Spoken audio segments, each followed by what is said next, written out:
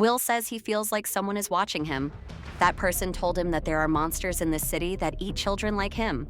Mike tells his sister there are no monsters and that she is just scared.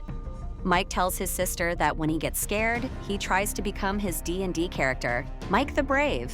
He gives her a character too and says it will keep her safe because it has divine powers and can open any door in the world. Will doesn't know why, but he feels like Vecna has returned and might find them this time. Max is still in a coma and hasn't woken up. Lucas plays Max's favorite song. Will sees Robin at the hospital and starts following her, but Robin had come to meet Vicky, who is a nurse there. Robin mentions she's made a reservation at Enzo's for this evening. Hearing this, Vicky asks if Enzo's is quite expensive. Robin tells Vicky not to worry about the bill. They share a romantic moment, but Will sees them from outside the door. Suddenly, his coke falls and he runs away in fear. Robin realizes Will has seen her. Dustin goes to Eddie's grave where "Burn in Hell" was written on the stone. Dustin says it's okay. People will get bored after a few days.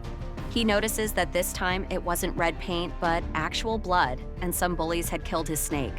Just then, Andy and his friends arrive to take revenge. They all beat Dustin up. Meanwhile, Lucas calls him on the radio, saying they are waiting, and it's been an hour. Robin arrives and says Dustin's mother also mentioned he hadn't come home. Mike sees Eleven arriving and hugs her. Eleven is also worried about why Dustin hasn't shown up. She mentions that Hopper is acting a bit strange. Mike says Will felt something today. Maybe they will find Vecna. They plan to kill the monster and move somewhere nice. Lucas calls everyone to move. They get their weapons ready. Hopper takes a tag so he can be tracked wherever he goes. Steve tries to open a wheel to start the Cerebro. It has a safety lock that provides a signal once turned. Steve is to drive while Dustin was supposed to watch the signal, but he hasn't arrived. Will offers to go, but his mother refuses. Jonathan says he will do it. Will feels bad, thinking everyone sees him as weak. Steve and Jonathan leave in the car, followed by Mike and Lucas. Hopper goes down into the tunnel and stares at Joyce, saying she gets more beautiful every day and he's struck gold. Holly wears the character Mike gave her around her neck and hears her parents arguing. They are worried about Holly because she talks to someone who isn't there. Holly is growing up and shouldn't act like a child.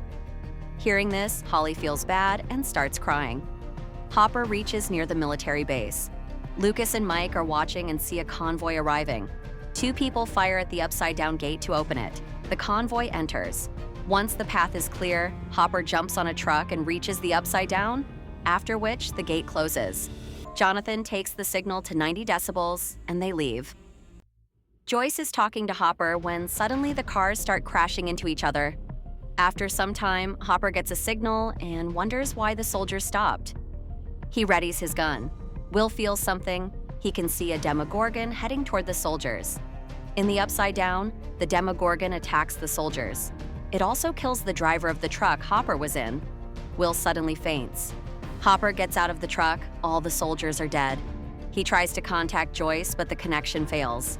He hears the Demogorgon sound. The Demogorgon moves toward Mike's house. Will wakes up, looks at Nancy, and says the Demogorgon is coming for them. Nancy immediately leaves for her family. Karen is drinking wine, and Holly is crying in her room. Suddenly, her toys start making noise, and the Demogorgon enters her room. It attacks Holly and throws her. Karen is calmly preparing for a bath, and Ted is busy playing golf outside.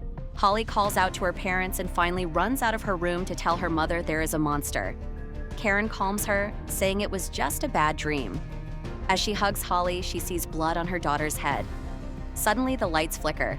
Ted also sees strange things happening. Nancy and